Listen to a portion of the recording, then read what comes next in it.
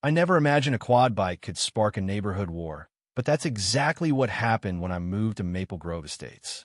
It was a bright Saturday, the kind where the sun makes everything feel lazy and perfect.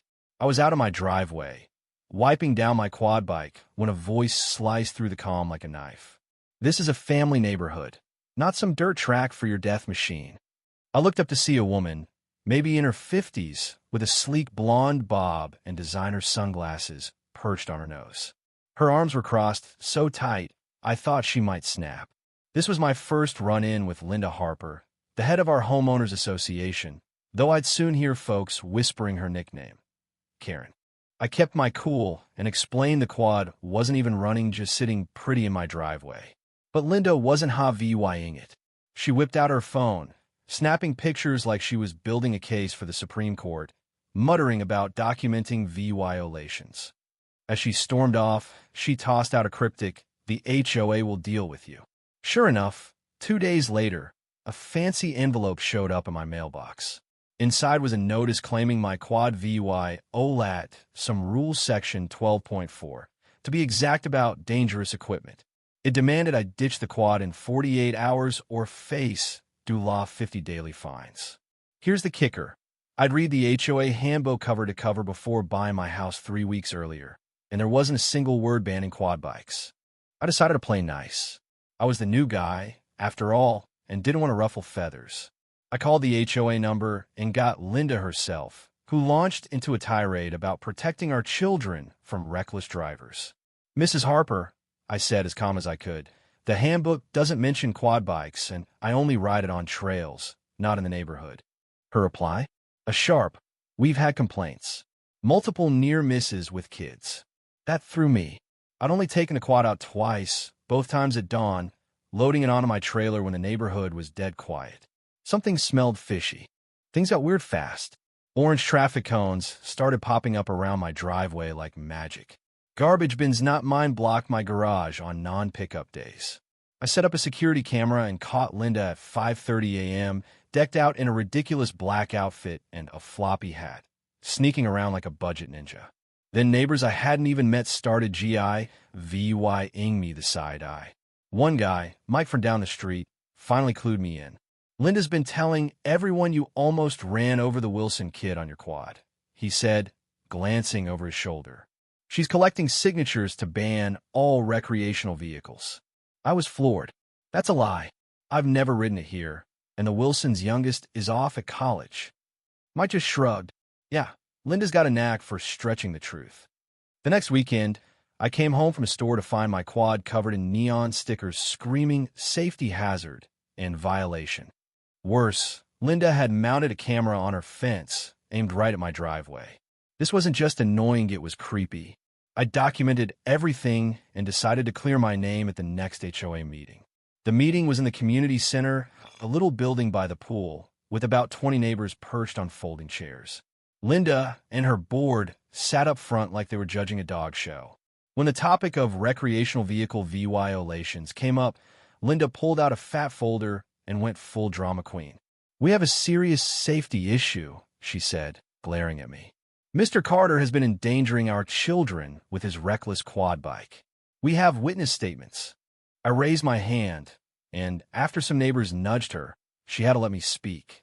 "With all due respect," I said, standing tall, "these claims are false. I've never ridden my quad in Maple Grove. I trailer it to trails, and there's no rule against storing it on my property." The room buzzed with murmurs. One board member, an older guy named George, piped up, "Linda, you mentioned witnesses. Where are the parents of these kids?" Linda's face turned beet red. "I have EVY Denke," she snapped. Then, in a move straight out of a bad MOVYE, she signaled her husband, who wheeled in something under a sheet. With a dramatic flourish, she yanked it off, revealing a child-sized mannequin dressed in kids' clothes. The room went dead silent. Then someone snorted, barely holding back a laugh. "This represents the children at risk," Linda declared, her voice hitting a pitch that could crack glass. "I've placed it around to show how his quad creates danger zones." George took off his glasses, rubbing his eyes. "Linda, Are you saying there haven't been any actual incidents with real kids? That's not the point, she shrieked. It's what could happen. That's when the meeting turned into a circus. Neighbors stood up, not mad at me, but at Linda. Sarah from the corner said Linda tried to get her to lie about her son being nearly hit, even though her son's 25 and lives in another state.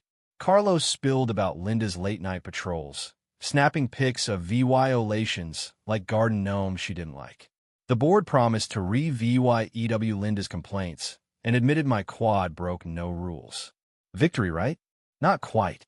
As I left, Linda cornered me in the parking lot, her face twisted with rage. This isn't over, she hissed. People like you ruin our property values with your toys. I've called the cops about your reckless endangerment, and they care about kids. I was stunned. Had she really filed a police report over a mannequin? The next day, a police cruiser rolled up. Officers Gomez and Patel looked almost embarrassed as they explained they were following up on a dangerous vehicle report. We think this might be a neighbor spat, Officer Gomez said kindly, but we have to check. I and VY-Ted them in, showed them my footage of Linda's antics, my documentation, and the HOA handbook. This lines up with what your neighbors told us, Gomez admitted. 3 people flagged us down to say this complaint's nonsense. Then, chaos erupted outside. We stepped onto my porch to see Linda marching up my driveway, dragging her mannequin now decked out in a helmet and elbow pads. There, she yelled, pointing at me and the officers. He nearly hit this child. Officer Patel stepped forward. Ma'am, are you saying this mannequin is the child in your report? It represents the danger. Linda insisted, her voice cracking. The officers exchanged a look, then asked to see her EVY Denke.